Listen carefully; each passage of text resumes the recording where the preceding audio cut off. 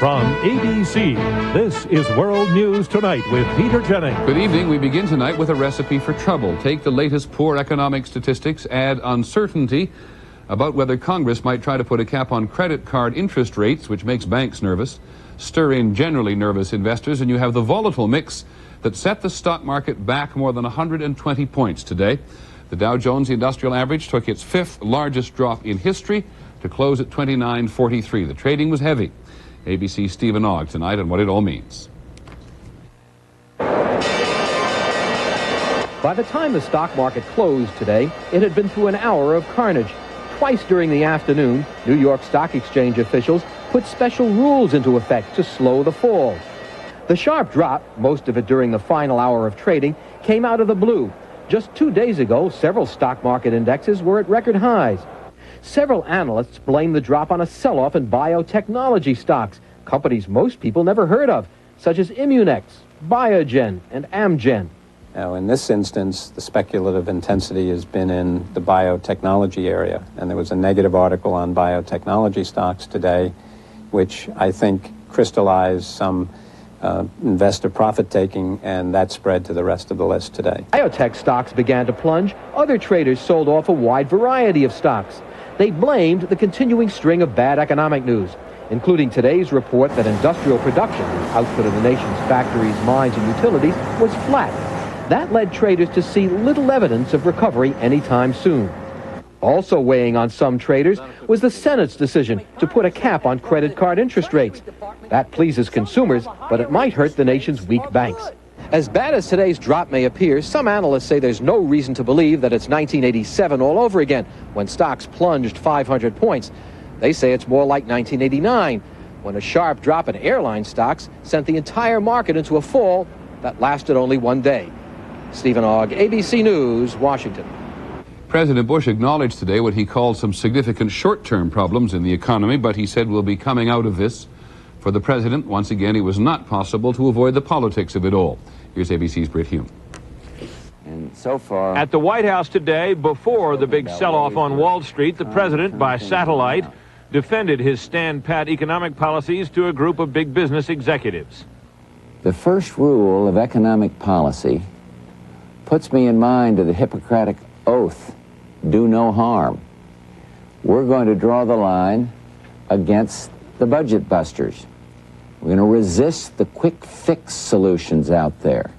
But one thing Mr. Bush does want, and quick, is an unemployment compensation bill for those out of work whose benefits have expired.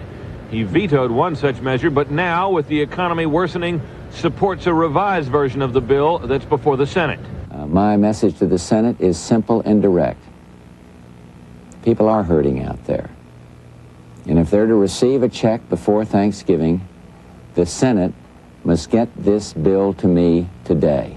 But the Senate fell to squabbling today over why the bill grants some states, mostly big ones with high jobless rates, more money than others. But we shouldn't rush through a bill that doesn't take care on an equal basis of all the people in this country that are suffering. I think this is the best we can get, and I think we ought to take it. This evening, the Senate was on the verge of taking it after much behind-the-scenes wrangling over how to placate angry members from smaller states. Their concerns, it was agreed, would be handled in a separate bill. The whole debate illustrates a bright spot of sorts for Mr. Bush on the economy. The public doesn't think he's doing a very good job on the issue, but polls show that people think Congress is doing even worse. Britt Hume, ABC News, the White House. In a moment, some last-minute campaigning in Louisiana for and against David Duke. The election is tomorrow. Talk of peace and acts of war in Yugoslavia. And our person of the week with a very special eye for detail. In high school, Sharon Simpson used to call me Pinhead. So at the 10-year class reunion, I drive up in my New Eagle Talon TSI all-wheel drive. And what did she say? Nice car, Pinhead.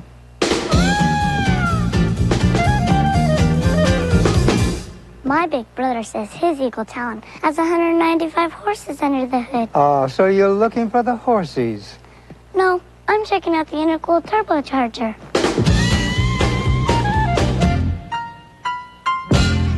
What do you smell? I smell nothing. It's almost like you're working to breathe. For fast relief, try Dristan 12-hour nasal spray.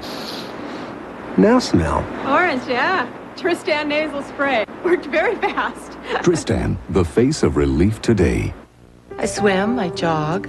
I love junk food. Sometimes even I get constipation. When it happens to you, X-Lax pills give you a choice. Extra gentle for a little help, regular for a little more. X-Lax, for regular people who sometimes aren't. In Louisiana tomorrow, one of the most divisive elections any state has seen in a long time. It is not that often that the prospect of one's candidate's victory creates so much fear and loathing in those who support the other. By now, the two candidates are as familiar as any in the country. The Democrat Edwin Edwards, the Republican David Duke. ABC's Jim Wooten is in Louisiana. The final polls show Edwards, the former Scalawag governor, with a comfortable lead over Duke. But nobody's counting out the former Klansman yet, least of all the thousands of white voters who see him as a middle-class messiah. I want to be the best governor Louisiana's ever had, and that's what I'll be.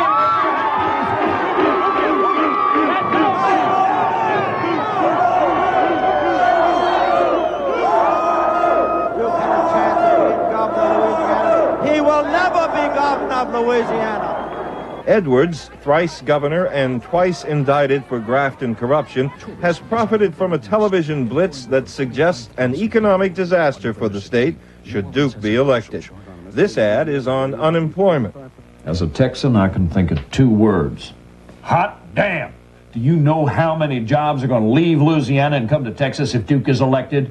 Other ads have focused on Duke's anti-Semitic past. And in 1989, David Duke was caught selling Nazi books and tapes from his legislative office. And in the home of 4 Super Bowls, even the New Orleans Saints quarterback, Bobby Hebert, has joined the anti-Duke commercial team. When I step into the field, the only color I care about is the color of a man's jersey. Duke says he's repented and reformed. But with little money for television to answer the constant attacks, he's become fairly testy. What a biased liberal media. Nobody's really very happy with the available choices.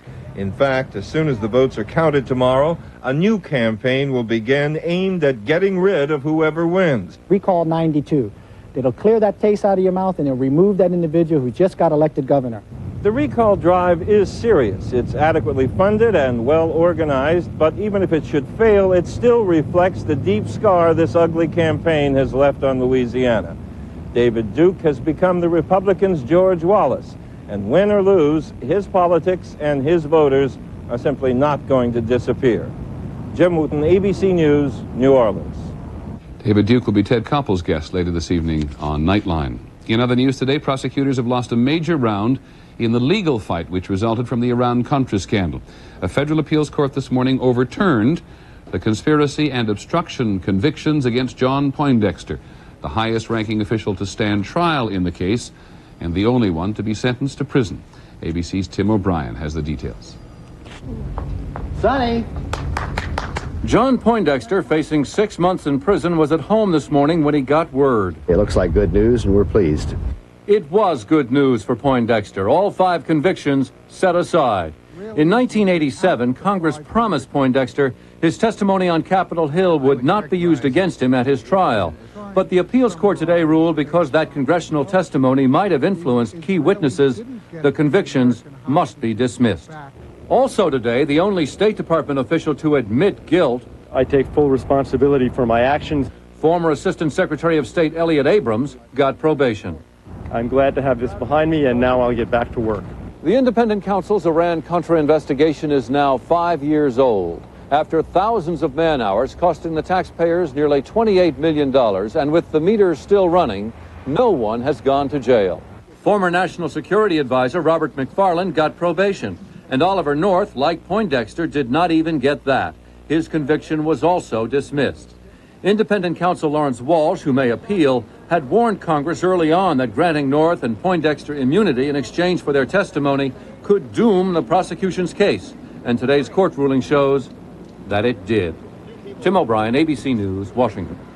There was a new indictment today against the Bank of Credit and Commerce International. The bank, along with its founder and 2 other business associates, were charged with secretly taking over a bank in California. They're also charged with fraudulent dealing in the stock of a Florida savings and loan. In our next segment, the shootings in suburban Detroit. What may be wrong at the post office?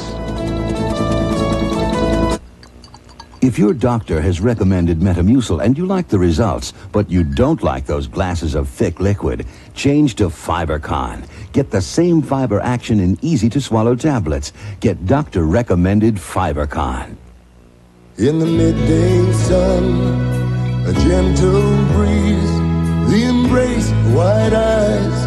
Remember these, the touch, the feel, the fabric of our lives, the touch, the feel of cotton, the fabric of our lives. It is one thing to accelerate from a standing start, quite another at high speed. Infiniti designed the Q45 to do both. With a variable valve timing system so advanced, there is no compromise at any speed.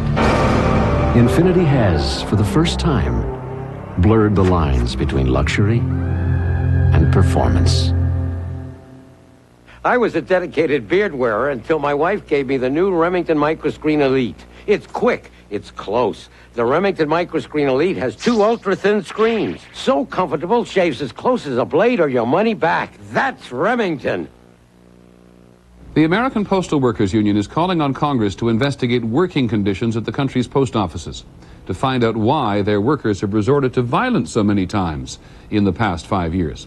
5 people died in the latest incident yesterday in suburban Detroit. Here's ABC's Chris Bury. Near the post office, where a fired clerk left so much death and pain, fellow workers today searched for reasons behind the rampage. The gunman, Thomas McIlvaine, had threatened revenge after losing his job. Some postal workers believe the killings reflect not only a disturbed man, but also fundamental problems at the post office. Everybody's been underneath a lot of stress, and I mean, it was just, if it wasn't going to be Tom, everybody had a feeling that somebody would crack under the pressure. You can't even talk, you can't even blink an eye, more or less. You're always feeling as if you're being policed there. The Michigan shooting was the 9th involving postal workers since 1983. Last month in New Jersey, a mailman killed 3 co-workers, including a supervisor. In 1986, an Oklahoma letter carrier shot and killed 14 people. It has occurred all too often in the Postal Service. We know that there is tension and hostility within the Postal Service. The Postal Workers Union claims that budget cuts and demands for more productivity have led to a pressure cooker environment, that employees are caught between a rigid management and an impatient public. The Postmaster General promised to review the backgrounds of all postal employees, but denied any connection between the killings. To lay this at labor management relations, to lay it at stress, I just don't think is legitimate. Today, the Postal Service opened a hotline for employees to air their concerns. While officials doubt that could have prevented the tragedy in Royal Oak, it is a sign they suspect something may be terribly wrong at the post office. Chris Bury, ABC News. William Barr is just a step away from becoming the new U.S. Attorney General. The Senate Judiciary Committee voted unanimously today to give him the job. The full Senate is expected to go along with it when it comes to a vote perhaps next week. The White House says that Magic Johnson has agreed to serve on the President's AIDS Commission. In a letter to the President, Magic Johnson said he hopes the participation, his particularly on the commission, will help to increase the attention of the American people to what he called the AIDS crisis. We'll be back in just a moment.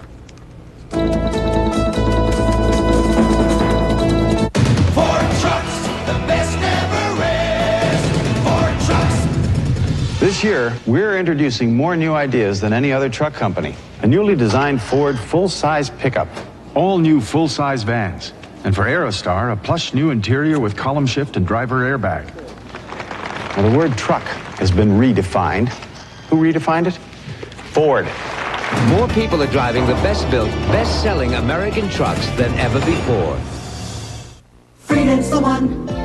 Only one gum leads the way when you've got dental work, and that's Freedent. Freedent won't stick to your dental work, so you can be confident chewing it. And because it also moistens your mouth and freshens your breath, Freedent's in a class by itself. Freedent's the one that took the stick out of gum, and Freedent moistens your mouth. Yeah, moistens your mouth and freshens your breath while you chew. Non-stick Freedent moistens your mouth and freshens your breath. What if you suddenly found that up to 50% of everything you own had vanished? Gone to pay taxes. Fortunately for your family, there's Merrill Lynch Estate Planning and Business Succession Services. So this is a nightmare that doesn't have to come true.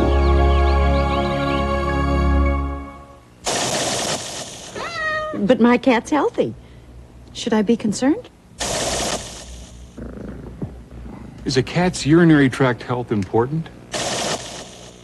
Don't overlook cat's urinary tract health. Introducing new Cat Chow Special Care brand cat food from Purina, specially formulated to help maintain a cat's urinary tract health. I love my cat, and I give him the best I can. New Cat Chow Special Care. Special care for your special cat.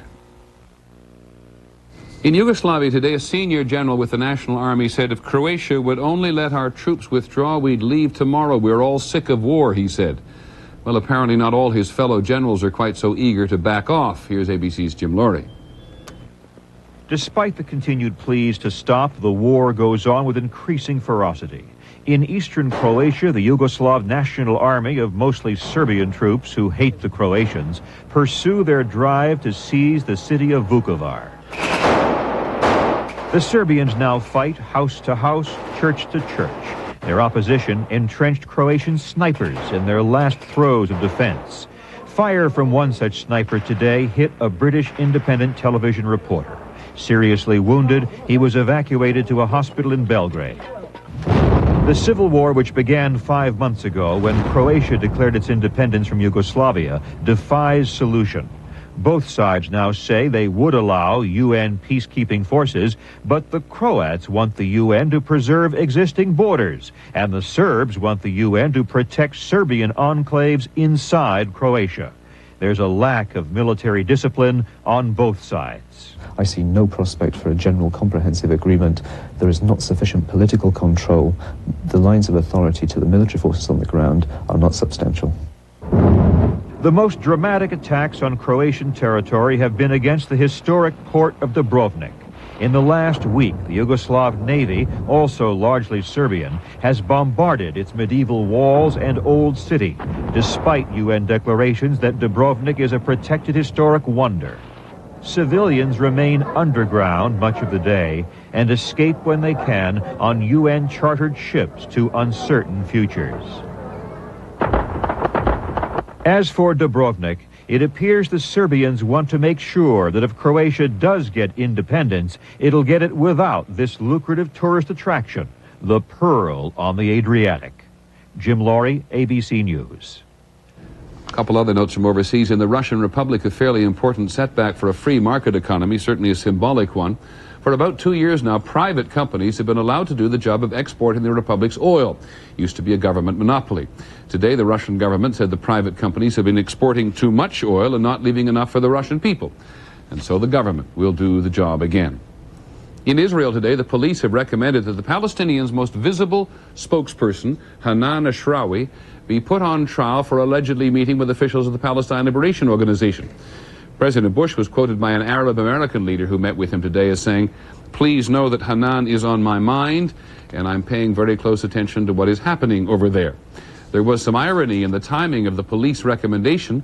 It came as the nearly 2 million Palestinians living under Israeli occupation marked their Independence Day. Here's ABC's Dean Reynolds. Their celebration of independence today could not mask the fact that the Palestinians have anything but independence.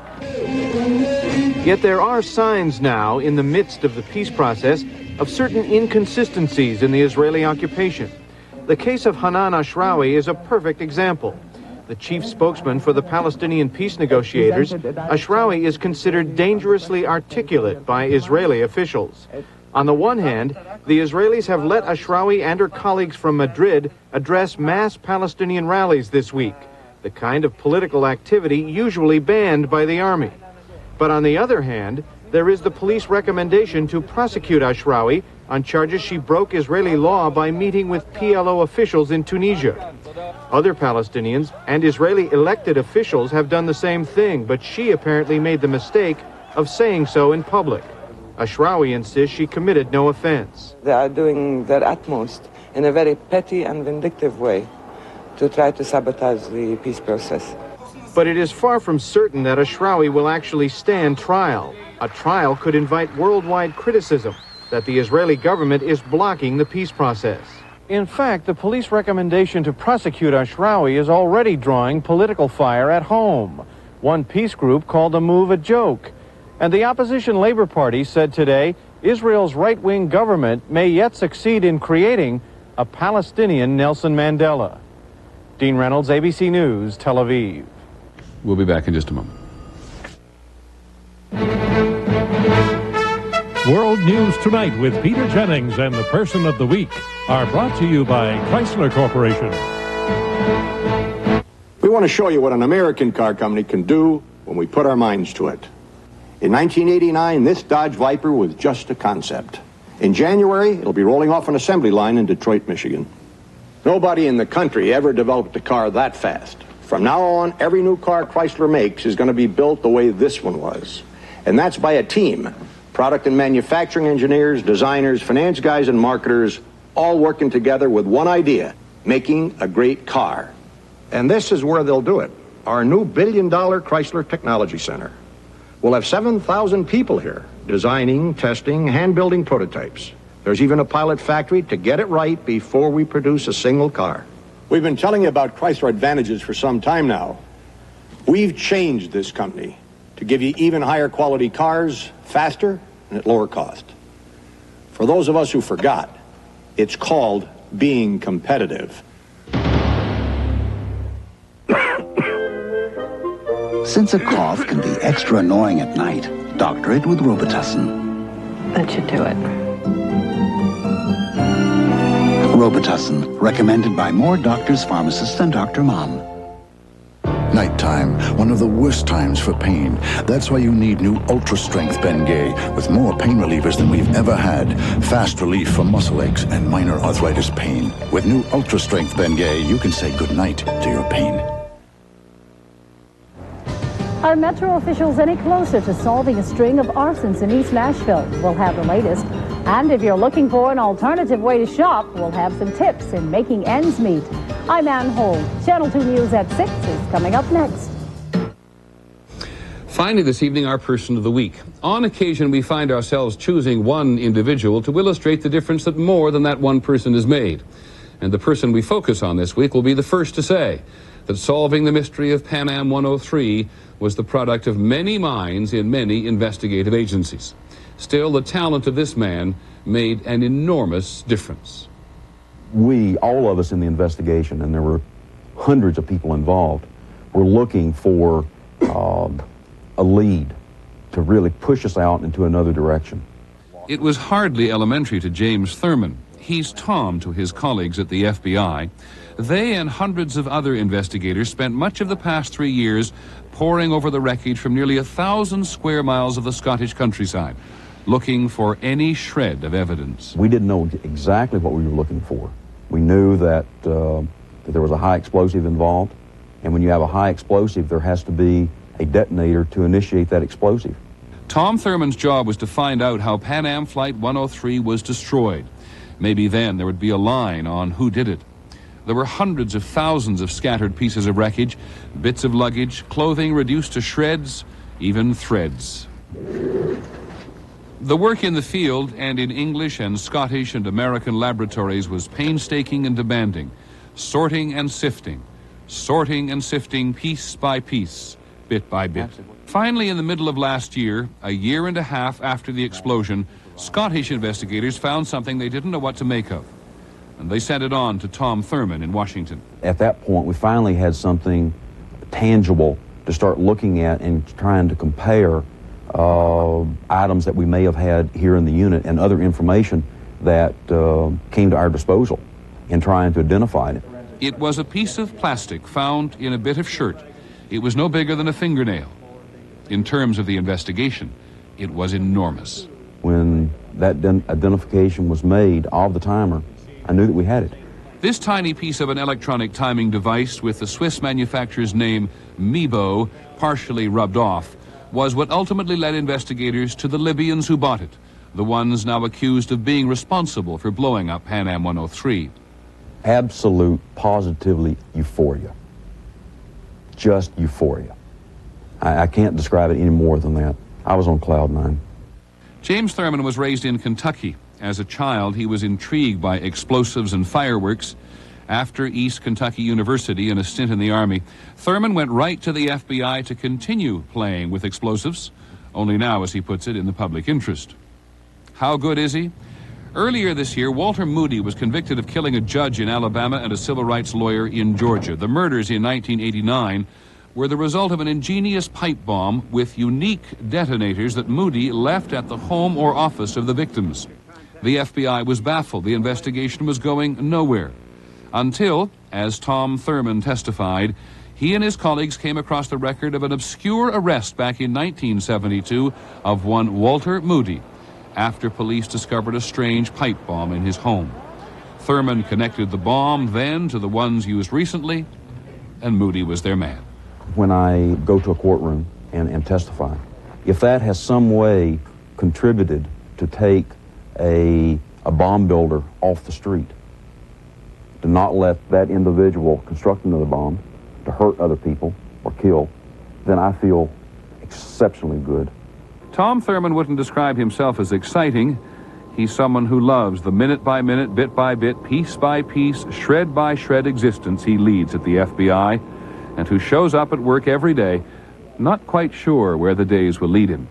It has a lot of mundane aspects to it.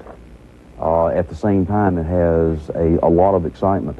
I actually enjoy getting up in the morning, coming to work, and not really realizing what could happen during the day. And so we choose Special Agent Tom Thurman of the FBI, a man with an eye for the smallest detail. As the Los Angeles Times called it today, a real-life whodunit. That's our report on World News Tonight. I'm Peter Jennings. We hope you have a good weekend. Good night. And now, the news continues with Channel 2 News at 6. Good evening, I'm Ann Holt. And I'm Bob Mueller. In our news tonight, there are clear signs tonight the recession is still alive and well. The stock market dropped 120 points during the final hour of trading. Analysts blame the plunge on attempts by the White House and Congress to alter the slow economy. 74,000 folks here in Tennessee know firsthand how sluggish the economy is. They're out of work and out of unemployment checks. Channel 2's Jim Melchiori reports on a move in the U.S. Senate to provide some relief to Tennesseans in the unemployment line. As a number, Tennessee's unemployment rate of 6% seems low enough, but it translates into 151,000 people out of work. That includes Dolores Martin, whose unemployment checks will stop next month.